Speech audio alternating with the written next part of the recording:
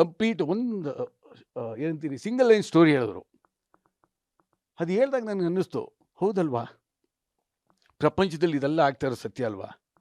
ಇದಕ್ಕೆ ಉತ್ತರ ಕೊಡಬೇಕಂದ್ರೆ ಸಿನಿಮಾನೇ. ಸಿನಿಮಾ ಭಾಳ ಬೇಗ ಸಿನಿಮಾದಲ್ಲಿ ಜನಕ್ಕೆ ಉತ್ತರ ಕೊಡ್ಬೋದು ಸರ್, ಕನೆಕ್ಟ್ ಆಗುತ್ತೆ.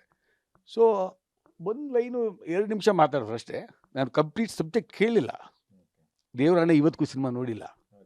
ಸಿನಿಮಾ ರಿಲೀಸ್ ಆಗ್ತಾ ಇದೆ, ಇನ್ನು 9 ದಿನ ಇದೆ ಸರ್. ಇನ್ನು ನಾನು ಸಿನಿಮಾ ನೋಡಿಲ್ಲ. 9 ತುಣುಕುಗಳನ್ನು ಮಾತ್ರ ನೋಡಿದ್ದೇನೆ. ಓನ್ಲಿ 9 ಶಾರ್ಟ್ ಮಾತ್ರ ನೋಡಿದ್ದೀನಿ. ಅದು ಬ್ಯಾಕ್ಗ್ರೌಂಡ್ ಮ್ಯೂಸಿಕ್ ಇಲ್ಲದೆ ಬರೀ ಡೈಲಾಗು. ಅದು ಹೈದ್ರಾಬಾದ್ಗೆ ಹೋದಾಗ ಡಬ್ಬಿಂಗ್ ಆಗ್ತಾಯಿತ್ತು ತೆಲುಗು. ಸರಿ ಟೈಮ್ ಇತ್ತು ಸರ್, ಬಂದೋಗಿ ಅಂತಂದರು. ಅಲ್ಲಿ ಹೋದಾಗ 9 ದಿನ ನೋಡಿದೆ. ಅದ್ಭುತವಾಗಿತ್ತು. ಅದು ಉಪೇಂದ್ರ ಸರ್ ಅವರ ಡೈಲಾಗ್ಗಳು, ಅವ್ರ ಆ್ಯಕ್ಷನ್ನು ನಿಮ್ಗೆ ಗೊತ್ತೇ ಇದೆ sir. It will be unique. ಅದ್ಭುತವಾಗಿತ್ತು ಅಷ್ಟೇ. ಅದಾದಮೇಲೆ ನಾನು ಯಾವುದು ಶಾರ್ಟು ನೋಡೋಕೆ ಹೋಗಿಲ್ಲ, ಏನೂ ನೋಡೋಕೆ ಹೋಗಿಲ್ಲ. ಬಟ್ ಸಬ್ಜೆಕ್ಟು ಅವರು, ನಾನು ಡಿಸ್ಕಷನ್ಗೆ ಏನು ಹೋದಾಗ 2 ನಿಮಿಷ ಏನು ಮಾತಾಡಿದ್ವಲ್ಲ, ಅದಾದಮೇಲೆ ಬರೀ ನಾವು ಏನು ಮಾತಾಡ್ತಾ ಲೋಕಾಭಿರಾಮವಾಗಿ ಏನು ಮಾತಾಡ್ತಾ ಇದ್ವು ಅಂದರೆ ಸರ್, ನೀವು ಬಿಲೀವ್ ಮಾಡೋದಿಲ್ಲ, ಈ ಜಗತ್ತು, ಇವತ್ತಿನ ಪರಿಸ್ಥಿತಿ, ಈ ಸಮಾಜ ಯಾವ ಡೈರೆಕ್ಷನಲ್ಲಿ ಹೋಗ್ತಾ ಇದೆ, ರಾಜಕೀಯ ಏನಾಗ್ತಾ ಇದೆ, ಸೋಕಾಲ್ಡ್ ಕರಪ್ಷನ್ ಅನ್ನೋದು ಯಾವ ರೀತಿ ನಮ್ಮ ದೇಶದಲ್ಲಿ ತಾಂಡವಾಡ್ತಾ ಇದೆ, ಇದ್ರ ಬಗ್ಗೆ ತುಂಬ ಮಾತಾಡ್ದು. ಯಾಕೆ ಮಾತಾಡ್ದು ಅಂದರೆ ಸರ್, ಅವ್ರು ಬಂದಿದ್ದು 0ಇಂದ, ನಾವು ಬಂದಿದ್ದು 0ಇಂದ. ಆ 0ಇಂದ ಬಂದಿದ್ದು ಆ ನೋವು ನಮಗೆ ಮಾತ್ರ ಗೊತ್ತಿದೆ. ತಾಯಿ ಹಾಲುಂಡವ್ರು ನಾವು, ಅದಾದಮೇಲೆ ನೋವುಂಡವರು, ಅದಾದಮೇಲೆ ಅವಮಾನಗಳುಂಡವರು, ಅದಾದಮೇಲೆ ಸನ್ಮಾನನು ಭಗವಂತ ಅದೂ ಆಗಿದೆ ಸರ್, ಇಲ್ಲ ಅಂತಲ್ಲ. ಬಟ್ ಇದೆಲ್ಲ ಪ್ರೊಸೆಸ್ ಆಫ್ ಲೈಫು. ನಾನು ಯಾವಾಗಲೂ ಹೇಳ್ತೀನಿ, ಆ ಗರ್ಭ ಶ್ರೀಮಂತರಲ್ರಿ ನಾವು, ಗರ್ಭ ಶ್ರೀಮಂತಿಕೆ ಇಟ್ಕೊಂಡ್ಬಂದಿದ್ದೀವಿ ಅಂತ ಗರ್ವವಾಗಿ ಹೇಳ್ತೀನಿ ನಾನು. ಭಾಳ ಜನ ಕೇಳಿದ್ರು, ಏನು ರೀ ಇದು ಡೈಲಾಗ್ ನಿಮ್ಮದು ಅಂತ. ಡೈಲಾಗ್ ಅಲ್ಲ ಸರ್, ಈ ಸತ್ಯ ನಿಘಂಟಲ್ಲೂ ಕೂಡ ಇಲ್ಲ. ಇದು ನಾನು ಕನ್ನಡ ಮೀಡಿಯಂ ಹುಡುಗ, ನಿಘಂಟಲ್ಲೂ ಇಲ್ಲ. ಇದು ನೋವಿಂದ ಬಂದಿರೋ ಮಾತು ಸರ್. ಭಾಳ ಜನ ಶ್ರೀಮಂತರು ನೋಡಿದ್ದೀನಿ ನಾನು. ನಮ್ಮಲ್ಲಿ ಗುಣ ಇತ್ತು, ಸಂಸ್ಕಾರ ಇತ್ತು, ತಂದೆ ತಾಯಿದು ಕೊಟ್ಟಿದ್ದು ನಮ್ಗೆ ಅದೇ. ಬಟ್ ಶ್ರೀಮಂತರು ನಮ್ಮನ್ನು ಹೆಂಗೆ ನೋಡೋರು ಅಂದರೆ, ಒಳ್ಳೆ ಫ್ಯಾಮಿಲಿ ಅಪ್ಪ, ಒಳ್ಳೆ ಹುಡುಗರು ಅಂತ ಹೇಳೋರು ಅಷ್ಟೇ. ಬಟ್ ಅವ್ರು ನೋಡೋ ರೀತಿ ಬೇರೆ ಇತ್ತು. ನಮ್ಮನ್ನು ಕೀಳರ ಮೇಲೆ ನೋಡ್ತಾಯಿದ್ರು. ಯಾಕಂದ್ರೆ ನಮ್ಮ ಹತ್ರ ಹಣ ಇರಲಿಲ್ಲ, ಗುಣಕ್ಕೆ ಬೆಲೆ ಇಲ್ಲ ಸರ್. ಆಗಿನ ಕಾಲದಲ್ಲೇ ನಾನು ಹೇಳ್ತಾ ಇದ್ದೀನಿ. ಸೊ ಅವ್ರಿಗೂ ಅದೇ ಆಗಿದೆ. ಉಪೇಂದ್ರಜಿ ಕೂಡ ಈ also face lot of problem like this. ಸಿಕ್ಕಾಪಟ್ಟೆ ನೋವು ತಿಂದಿದ್ದಾರೆ, ಇಲ್ಲ ಅಂತಲ್ಲ. ಸೊ ಎಲ್ಲಿ ಕನೆಕ್ಟ್ ಆಯಿತು ಅಂದರೆ, ನಾವು ಬೆಳೆದು ಬಂದ ದಾರಿ ಹಂಗೆ ಇತ್ತು. ಕಷ್ಟ ಕಾರ್ಪಣ್ಯಗಳು ಅದನ್ನ ಮರೆಯೋಕ್ಕಾಗಲ್ಲ. ಬೆಳೆದು ಬಂದ ದಾರಿ ಮರೆಯೋಕ್ಕೆ ಸಾಧ್ಯನೇ ಇಲ್ಲ ಸರ್. ಒಳ್ಳೆ ಮಾತು ಹೇಳಿದ್ರಿ ಸರ್. ಯಾರೇ ಆಗಲಿ, ನಾವು ಎಲ್ಲಿಂದ ಬಂದ್ವಿ ಅಂತಕ್ಕಂಥ ದಾರಿಯನ್ನು ನೀಟಾಗಿ ನೆನಪಿಟ್ಕೊಂಡಿದ್ರೆ ಮಾತ್ರ ಮುಂದಿನ ಪಯಣ ಸುಗಮ ಆಗುತ್ತೆ ಅಂತಕ್ಕಂಥದ್ದು ಒಳ್ಳೆ ಮಾತನ್ನು ಹೇಳಿದ್ರಿ. ಮತ್ತೊಂದು ವಿಚಾರ, ರೀಸೆಂಟಾಗಿ ಸಾಧು ಕೋಕ್ಲೆ ಅವರು ಒಂದು ಸ್ಟೇಟ್ಮೆಂಟ್ ಕೊಟ್ಟರು. ಈ ಭೂಮಿ ಮೇಲೆ ಮೋಸ್ಟ್ ಅನ್ಸ್ಯಾಟಿಸ್ಫೈಡ್ ಡೈರೆಕ್ಟರ್ ಅಂತ ಯಾರಾದರೂ ಇದ್ದರೆ ಅದು ಒನ್ ಆ್ಯಂಡ್ ಓನ್ಲಿ ಉಪೇಂದ್ರ ಅವರು ಅಂತ. ಸೊ ರೀಸೆಂಟಾಗಿ ಸಿನಿಮಾ ಎಲ್ಲ ಮುಗಿದ ಮೇಲೆ ಪೋಸ್ಟ್ ಪ್ರೊಡಕ್ಷನ್ ಕೆಲಸಗಳು ಮುಗಿತಾ ಬಂದಿದೆ. ಈಗಲಾದರೂ ನಿಮ್ಮ ನಿರ್ದೇಶಕರು ಸ್ಯಾಟಿಸ್ಫೈ ಆಗಿದ್ದಾರೆ ಅಂತ ಅನಿಸ್ತಿದ್ಯಾ ಆ್ಯಸ್ ಅ ಪ್ರೊಡ್ಯೂಸರ್ ಆಗಿ ನಿಮಗೆ? ಸತ್ಯ ಹೇಳ ಸರ್, ನಾನು ನಿಮ್ಗೆ ಯಾವತ್ತೂ ಸುಳ್ಳು ಬರಲ್ಲ ನನಗೆ. ಯಾವುದೋ ಒಳ್ಳೇದಕ್ಕೆ ಸುಳ್ಳು ಹೇಳಿರ್ತೀನಿ. ಒಳ್ಳೆ ಕೆಲಸ ಆಗಬೇಕು ಅಂತಂದ್ರೆ ಏನೋ ತಪ್ಪಿ ಸರ್, ಇದನ್ನು ಒಳ್ಳೇದು ಸರ್ ಮಾಡಿಬಿಡಿ ಅಂತ. ಬಟ್ ನಾನು ಸುಳ್ಳು ಹೇಳೋಕ್ಕೆ ಬರಲ್ಲ. ನಿಜ ಹೇಳ, ಅವ್ರು ಸ್ಯಾಟಿಸ್ಫ್ಯಾಕ್ಷನ್ ಮಾಡಬೇಕಂದ್ರೆ ಅವರೇ ಮಾಡ್ಕೋಬೇಕಷ್ಟೇ, ಇಲ್ಲ ದೇವ್ರು ಮಾಡಬೇಕು. ಏನು ಸರ್, 24 ಗಂಟೆ ಟೈಮ್ ಕೆಲಸ ಮಾಡ್ತಾರೆ. ಅವರೇ ನಟನೆ, ಅವರೇ ಸ್ಟೋರಿ ಕತೆ ಬರೆಯೋದು, ಅವರೇ ಡೈಲಾಗ್ ಬರೆಯೋದು, ಅವರೇ ಕ್ಯಾಮ್ರಾ ಮುಂದೆ ನಿಂತ್ಕೊಂಡ್ಬಿಟ್ಟು ಶಾರ್ಟಿಂಗ್ ತೆಗೀರಿ ಅಂತ ಹೇಳಬೇಕು. ಕಾಸ್ಟ್ಯೂಮ್ ಅವರೇ ನೋಡಬೇಕು, DI ನೋಡಬೇಕು, ವಿಜುವಲ್ ಎಫೆಕ್ಟ್ಸು ಕರೆಕ್ಷನು ಪ್ರತಿಯೊಂದು ಅವರೇ ನೋಡಬೇಕು. ರೀ ರೆಕಾರ್ಡಿಂಗ್ ನೋಡಬೇಕು, ಸಾಂಗ್ಸು, ಅದಕ್ಕೆ ಸಾಹಿತ್ಯ ಹೆಂಗೆ ಬರೆದಿದ್ದಾರೆ, ಆಡೋದು ಹೆಂಗೆ, ಪ್ರತಿಯೊಂದು ಒನ್ ಮ್ಯಾನ್ ಶೋ ಸರ್ ಅವರು. ಇದು ಸಾಮಾನ್ಯ ಅಲ್ಲ ಸರ್, ಖಂಡಿತ ಇಲ್ಲ. ಇದು ದಶಾವತಾರ ಅಂತ ಹೇಳ್ತಾರೆ ನೋಡಿ, ಇವರು ವಿಶ್ವರೂಪ ಇದು ಉಪೇಂದ್ರ ಸರ್ದು. ಯಾಕಂದರೆ ಒಬ್ಬ ಮನುಷ್ಯ ನಟನೆ ಮಾಡಿಬಿಟ್ಟು ಆಯ್ತಪ್ಪ ನನ್ನ ಕೆಲಸ ಅಂತ ಹೋಗೋದು ಬೇರೆ, ಯಾವುದೇ ಹೀರೋಗಳಾಗಲಿ. ಬಟ್ ಇಷ್ಟು ಡಿಪಾರ್ಟ್ಮೆಂಟ್ ಹ್ಯಾಂಡ್ಲ್ ಮಾಡೋದು ಇದೆಯಲ್ಲ, very very difficult sir. But ಮಾಡಿದ್ದಾರೆ.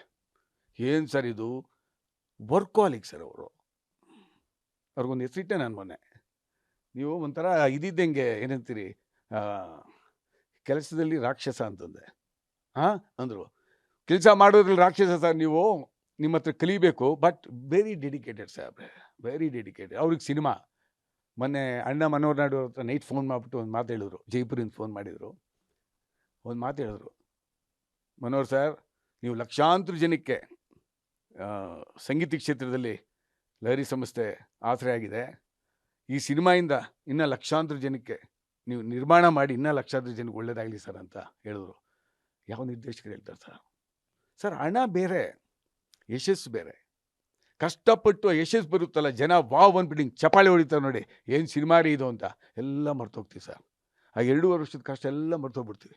ಎಕ್ಸಾಕ್ಟ್ಲಿ. ಈಗ ಮತ್ತೆ ನೀವು ಸೆಕೆಂಡ್ ಇನ್ನಿಂಗ್ಸ್ ಶುರು ಮಾಡಿದ್ದೀರಾ ನಿರ್ಮಾಣದಲ್ಲಿ. ಸೊ UI ಮೂಲಕ ಅದು ಇನ್ನೂ ದೊಡ್ಡ ಮಟ್ಟಕ್ಕಾಗಲಿ, ಮತ್ತೆ ಸಿನಿಮಾಗಳು ಮಾಡ್ತಾ ಹೋಗ್ತೀರಾ ಅನ್ನೋ ಭರವಸೆ ನನಗೂ ಕೂಡ ಇದೆ.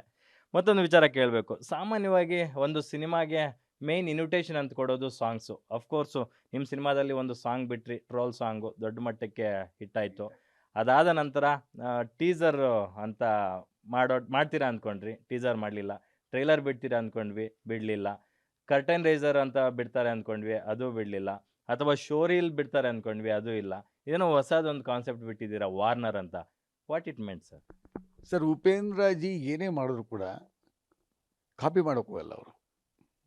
ಏನೋ ಹೊಸ್ದಾಗಿ ಥಿಂಕ್ ಮಾಡ್ತಾರೆ. ನನಗೇ ಗೊತ್ತಿರಲಿಲ್ಲ ಬಿಡೋ ತನಕ. ಅವತ್ತು ಸಂಜೆ 6:03ಕ್ಕೆ ಏನೋ ಟೀಸರ್ ಲಾಂಚ್ ಆಗುತ್ತೆ ಅಂತ ಅಂದ್ಕೊಂಡೆ. ನಮ್ಮ ಟೀಮು ನನಗೆ ಹೇಳಿಲ್ಲ, ನಮ್ಮ ಡಿಜಿಟಲ್ ಟೀಮಲ್ಲಿ ಲಹರಿನಲ್ಲಿ ಭಾಳ ಅದ್ಭುತವಾದ ವ್ಯಕ್ತಿಗಳು ನಮ್ಮಲ್ಲಿ ಇರೋರು. ಅಷ್ಟು ಸೀಕ್ರೆಸಿ ಮೇಂಟೈನ್ ಮಾಡ್ತಾರೆ. ಟಕ್ಕದ್ದು ಇದೇನು ಇದು ವಾರ್ನರ್ ಅಂದರೆ ನನಗೆ ಅರ್ಥನೂ ಗೊತ್ತಿಲ್ಲ, ಸತ್ಯ ಗೊತ್ತಿಲ್ಲ ಸರ್. ನಾನು ಅವ್ರಿಗೆ ಕೇಳಿದೆ, ಏನು ಸರ್, ಯಾರಿಗೆ ವಾರ್ನ್ ಮಾಡ್ತಾ ಇದ್ದೀರಾ ನೀವು, ಏನಿದು ಅಂತ. ನೀವು ಏನಾದರೂ ಅರ್ಥ ಮಾಡ್ಕೊಳ್ಳಿ ನೀವು. ಅವ್ರಿಗೆ ಗೊತ್ತಲ್ಲ, ಲೀಲಾಜಲವಾಗಿ ತಿಳಿಸ್ಬಿಡ್ತಾರೆ. ಸರ್, ನನಗೆ ಅರ್ಥ ಆಗ್ತಾಯಿಲ್ಲ, ಹೇಳಿ ಅಂತಂದೆ. ಸಿನಿಮಾ ಬರಲಿ ಗುರುವೇ, ಇದಕ್ಕೆಲ್ಲ ಉತ್ತರ ಸಿಗುತ್ತೆ ಅಂತಂದರು. ಆಯ್ತು ಸಾಹೇಬ್ರೆ, ನಾನು ಅವ್ರ ಹತ್ರ ಪ್ರಶ್ನೆ ಮಾಡೋಕ್ಕಾಗುತ್ತಾ ಸರ್? ಅವ್ರಿಗೆ ಸರ್, ಎಲ್ಲರಿಗೂ ಈ ಮೆದುಳು ಬಂದಿದ್ದರೆ ಭಗವಂತ 4-5 ಕೊಟ್ಬಿಟ್ಟಿದ್ದಾನೆ ಅವ್ರಿಗೆ. 5-6 ಡೈರೆಕ್ಷನ್ ಥಿಂಕ್ ಮಾಡ್ತಾರೆ ಅವರು. ಈ wanted to give anything, whatever you want to give, speciality ಕೊಡ್ಬೇಕು ಸರ್. ಉಪೇಂದ್ರಜಿ ಅಂದರೆ ಸ್ಪೆಷಾಲಿಟಿ. ಥಿಂಕ್ ಮಾಡ್ಬೇಕು ಜನ, ಏನೋ ಮಾಡ್ತಾಯಿದ್ದಾರೆ. ಅದ್ಯಾರೋ ಹೇಳ್ತಾಯಿದ್ರು ನಮ್ಮ ಪತ್ರಿಕಾ ಮಿತ್ರರು, ಸರ್ ತಲೆಗೆ ಹುಳ ಬಿಡ್ತಾ ಇದ್ದೀರಾ ಅಂತ. ನನಗೆ ಅರ್ಥ ಆಗಲಿಲ್ಲ. ತಲೆಗೆ ಹುಳ ಬಿಡೋದು ಏನರ್ಥ ಅಂದರೆ ಇದೇ ಈ ಥರದ್ದು. ಈ ವಿಲ್ ಕ್ರಿಯೇಟಿವಿಟಿನಲ್ಲಿ ಕಿಂಗ್ ಸರ್ ಅವರು. CK ಅಂತ ಇದ್ದೆ, ಇನ್ನು ಕಲ್ವಿಲ್ ಕ್ರೀಡಾ ಅಂದರು ಟೀ ಶರ್ಟು. ಇಲ್ಲ ಸರ್, ಕ್ರಿಯೇಟಿವ್ ಕಿಂಗ್ ಅಂತೆ. ಏನು ರೀ ನೀವು ಪದಗಳು ಹಿಂಗೆ ಬರ್ತದೆ, ನೀವು ಡೈಲಾಗ್ ಬರೆಯೋಕ್ಕೆ ಸ್ಟಾರ್ಟ್ ಮಾಡಿಬಿಡಿ ಅಂತಂದರು. ಸರ್, ನಿಮ್ಮ ಜೊತೆಲಿ ಕೂತ್ಕೊಂಡ್ರೆ ನಾನು ಡೈಲಾಗ್ಗಳು ಕೊಡ್ತೀನಿ, ಬಟ್ ನಿಮ್ಮಂಗೆ ಡೈರೆಕ್ಷನು ನಟನೆಲ್ಲ ಮಾಡೋಕ್ಕಾಗಲ್ಲ ಸರ್. ಯಾಕಂದರೆ ಅಂತರಾತ್ಮದಿಂದ ಬರುವಂಥ ಮಾತುಗಳು ಸರ್ ಇದು. ನಮಗೆ ಪುಸ್ತಕ ಓದ್ಬಿಟ್ಟು ಮತ್ತು ಯಾರೋ ಹೇಳಿದ್ದು ಕಾಪಿ ಮಾಡಿ ನಾವು ಮಾತಾಡೋ ಮಾತುಗಳು ಹಲ್ವೇ ಇಲ್ಲ. ನಮ್ಗೆ ಆ ಥರದ ಮಾತುಗಳು ಬರೋದೂ ಇಲ್ಲ. ಸೊ ಹಾಗಾಗಿ ನಮ್ಮದು ಅವ್ರದ್ದು ಕಾನ್ವರ್ಸೇಷನ್ ಇರುತ್ತಲ್ಲ, ಒಂದ್ಸಲಿ ಕೂತ್ಕೊಂಡ್ಬಿಟ್ಟು 2-3 ಗಂಟೆ ಮಾತಾಡ್ತೀವಿ. ಅಂದರೆ ಸಮಾಜಕ್ಕೆ ಉಳಿತಾಗುವಂಥ ಮಾತುಗಳು ಸರ್. ಯಾವುದು ಗಾಸಿಪು ಹಿಂಗಂತೆ ನಮ್ಗೆ ಬರೋದು ಇಲ್ಲ, ನಮ್ಗೆ ಟೈಮು ಇಲ್ಲ, ಮಾತಾಡಲ್ಲ. ಅಲ್ಲ, ಈಗ ಕೊನೆಗೆ ಅದಕ್ಕೆ ಉತ್ತರ ಸಿಗ್ತಾ ಅಂತ, ವಾರ್ನರ್ ಅಂದರೆ ಏನು ಅಂತ ಉಪೇಂದ್ರ ಅವ್ರನ್ನ ಕೇಳಿದ್ರ ಅದಕ್ಕೆ ಉತ್ತರ ಸಿಗ್ತಾ, ಅಥವಾ ನೀವೇ ಗೂಗಲ್ ಮಾಡಿದ್ರ ಸಿಗ್ತಾ ಏನಾದರೂ ಉತ್ತರ? ಖಂಡಿತ ಉತ್ತರ ಸಿಕ್ಕಿಲ್ಲ ಸರ್. ಇವತ್ತಿಗೂ ನಾನು ಬಿಟ್ಬಿಟ್ಟಿದ್ದೀನಿ. ನಾನು ಸಿನಿಮಾ ನೋಡ್ಬಿಟ್ಟು ಅದಕ್ಕೆ ಅವ್ರಿಗೆ ನಾನೇ ಉತ್ತರ ಹೇಳ್ಬೇಕಾಗುತ್ತೆ. ಇವಾಗ ಆ ಪರಿಸ್ಥಿತಿ ತಂದಿಟ್ಟಿದ್ದಾರೆ. ಎಲ್ಲರೂ ಟ್ರೈಲರು ಟೀಸರ್ ಎಲ್ಲ ಲಾಂಚ್ ಮಾಡ್ತಾರೆ, ಎಲ್ಲ ಆಗಿಬಿಟ್ಟಿದೆ ಈ ಪ್ರಪಂಚದಲ್ಲಿ. We have to give something unique ಅಂತ ಹೇಳ್ತಾರೆ ಅವರು. ಸೊ ಅವ್ರ ಥಿಂಕಿಂಗೇ ಬೇರೆ. ಸೊ ಒಂದು ಮಾತ್ರ ಸತ್ಯ ಸರ್, ಈ ಸಿನಿಮಾ ಕನ್ನಡ ಧ್ವಜವನ್ನು ರಾಷ್ಟ್ರಾದ್ಯಂತ, ಪ್ರಪಂಚದಾದ್ಯಂತ ಡೆಫಿನೆಟ್ ಆಗಿ ಬಾವುಟ ಅದ್ಭುತವಾಗಿ ಆರುತ್ತೆ ಸರ್. ಕನ್ನಡ ತಾಯಿ ಬಾವುಟ ಅಂದರೆ ನೋಡ್ತಾರೆ, ಏನು ರೀ ನಮ್ಮ ಕರ್ನಾಟಕದಿಂದ ಇಂಥ ಒಳ್ಳೆ ಸಿನಿಮಾ ಬಂದಿದೆಯಲ್ಲ ನೋಡ್ತಾರೆ. ಅಂದರೆ ನಾನು ಯಾಕೆ ಇಷ್ಟು ಪ್ರೌಡಾಗಿ ಹೇಳ್ತೀನಿ ಅಂದರೆ ಸರ್, 2.5 ವರ್ಷ ಇಡೀ ಟೀಮ್ ಭಾಳ ಕಷ್ಟಪಟ್ಟಿದ್ದಾರೆ ಪ್ರತಿಯೊಬ್ಬರೂ. ಅದು ಕಾಸ್ಟ್ಯೂಮ್ ಡಿಸೈನರಿಂದ ಇಟ್ಕೊಂಡು. ನಾನು ಟೆಕ್ನಿಷಿಯನ್ಸ್ ಬಗ್ಗೆ ನೆಕ್ಸ್ಟ್ ಮಾತಾಡಿಸ್ತೀನಿ. ಒಂದು ಮ್ಯೂಸಿಕ್ ಸಂಸ್ಥೆ ಒಂದು ಸಿನಿಮಾನ ನಿರ್ಮಾಣ ಮಾಡ್ತಿದೆ ಅಂದಾಗ ಅಲ್ಲಿ ಸಿನಿಮಾಗೆ ಎಷ್ಟು ಒತ್ತು ಕೊಡುತ್ತೋ ಅದಕ್ಕಿಂತ ಡಬಲ್ ಒತ್ತು ಆ ಚಿತ್ರದ ಮ್ಯೂಸಿಕ್ಗೆ ಅಫ್ಕೋರ್ಸ್ ಕೊಡುತ್ತೆ. ಸೊ ಈ ಸಿನಿಮಾದ ಒಂದೇ ಒಂದು ಸಾಂಗು ಆಲ್ಮೋಸ್ಟ್ ಅಲ್ಲಿ 2.5 ಕೋಟಿ 26 ಮಿಲಿಯನ್ಸ್ ಮೋರ್ ದ್ಯಾನ್ ವ್ಯೂಸ್ ಆಗಿದೆ ಯೂಟ್ಯೂಬಲ್ಲಿ. ಟ್ರೋಲ್ ಸಾಂಗು ತುಂಬ ವೆರಿ ಟ್ರೆಂಡಿ ಆಗಿತ್ತು. ಸಾಕಷ್ಟು ವಿಚಾರಗಳನ್ನು ಒಂದೇ ಒಂದು ಸಾಂಗ್ನಲ್ಲಿ ಇನ್ಕ್ಲೂಡ್ ಮಾಡುವಂಥ ಒಂದು ಕಾರ್ಯವನ್ನು ಉಪೇಂದ್ರ ಅವ್ರು ಮಾಡಿದರು. ಸೊ ಆ ಸಾಂಗ್ ಆಗಿದ್ದೇಗೆ, ಆ ಸಾಂಗ್ ಹಿಟ್ ಆದಮೇಲೆ ನೀವೆಲ್ಲ as a music company owner ಆಗಿ ಪ್ರೊಡ್ಯೂಸರ್ಗಿಂತ ಎಷ್ಟು ಖುಷಿ ಅನಿಸುತ್ತೆ ಸರ್? ನಮಗೆ ಸಂಗೀತ ಭಾಳ ಪ್ರಾಮುಖ್ಯತೆ ಸರ್. ಲಹರಿ ಫಿಲ್ಮ್ಸು ಏನಾದರೂ ನಿರ್ಮಾಣ ಮಾಡ್ತಾ ಇದೆ ಅಂತ ಯಾವುದೇ ಸಿನಿಮಾಗೆ ಫಸ್ಟು ಜನ ನೋಡೋದು ಹಾಡು.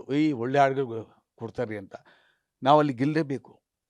ಮೊದಲು ಹಾಡು ಗೆದ್ದರೆ ಸಿನಿಮಾ ಗೆದ್ದಂಗೆ ಸರ್ ನಮಗೆ. ಬಟ್ ಇವರು ಈ ಥರ ಟ್ರೋಲ್ ಸಾಂಗ್ ಮಾಡಿ